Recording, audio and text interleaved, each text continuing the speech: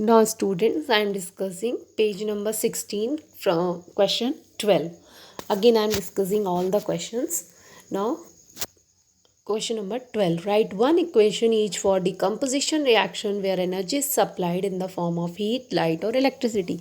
यहाँ पे आपको एक एक इक्वेशन लिखना है जिसमें पहली इक्वेशन में आप थर्मल डिकम्पोजिशन वाला बताओगे, उसका शॉर्ट डिस्क्रिप्शन और उसकी रिएक्शन.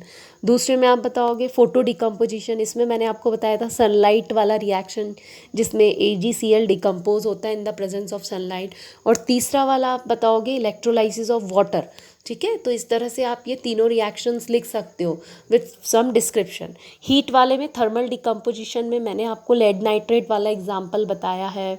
ठीक है, और कैल्शियम कार्बोनेट वाला बताया है. कैल्शियम कार्बोनेट को जब हीट करते हैं तो ये क्विक कैल्शियम कार्बोनेट को हम क्या बोलते हैं बेटा, लाइमस्टोन भी बोलते हैं. तो ये सारे एग्जांपल्स आप इसमें लिख सकते हो. ठीक है. Now what is the difference, question number 13, what is the difference between displacement and double displacement reaction, right equations for these reaction. है ना. क्वेश्चन नंबर जो 13 है इसका आंसर आपको कहाँ से मिलेगा, एक सिंगल डिस्प्लेसमेंट का एग्जाम्पल लिखना है, एक डबल डिस्प्लेसमेंट का. तो डबल डिस्प्लेसमेंट का तो मैं कई बार बता चुकी हूँ, ये वाला जो आपका है फिर से हाईलाइट कर रही हूँ. ये डबल डिस्प्लेसमेंट का ये एग्जाम्पल हो गया.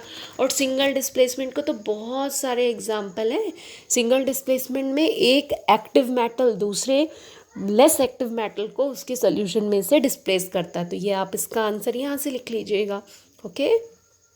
Now let us go for the question number 14. In the refining of silver, the recovery of silver from silver nitrate solution involved displacement by copper metal. Write down the reaction involved. तो मैं आपको reaction बता दे रही हूँ, बोल के बता रही हूँ, आप लिखिए एक बार. ठीक है. क्वेश्चन नंबर 14 का मैं बता रही हूँ बेटा आपको. ठीक है. तो सिल्वर का सिंबल क्या होता है, Ag. राइट. Ag प्लस,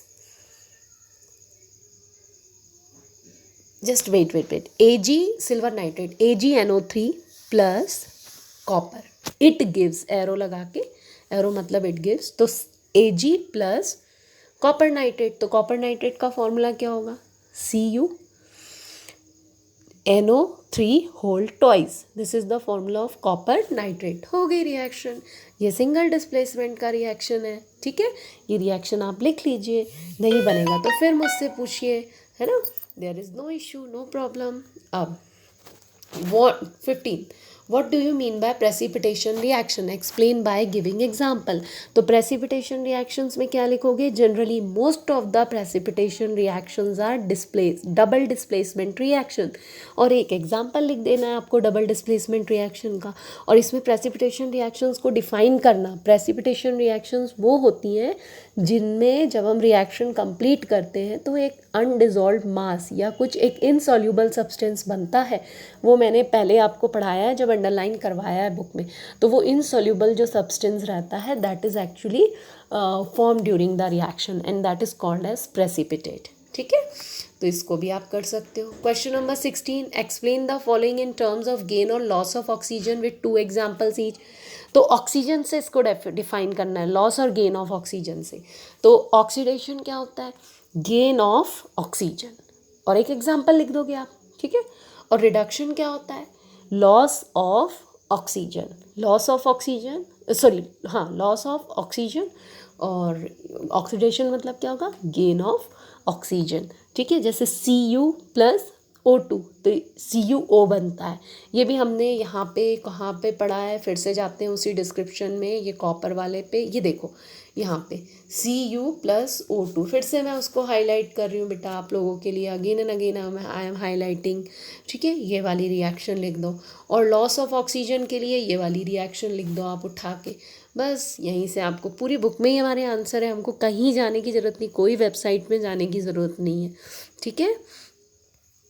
कोई डाउट हो तो मुझसे पूछ सकते हो आप. ठीक है. अब आपका आ गया हमारा question number 17. A shiny brown coloured element x on heating in air becomes black in colour. Name the element x and the black coloured compound form.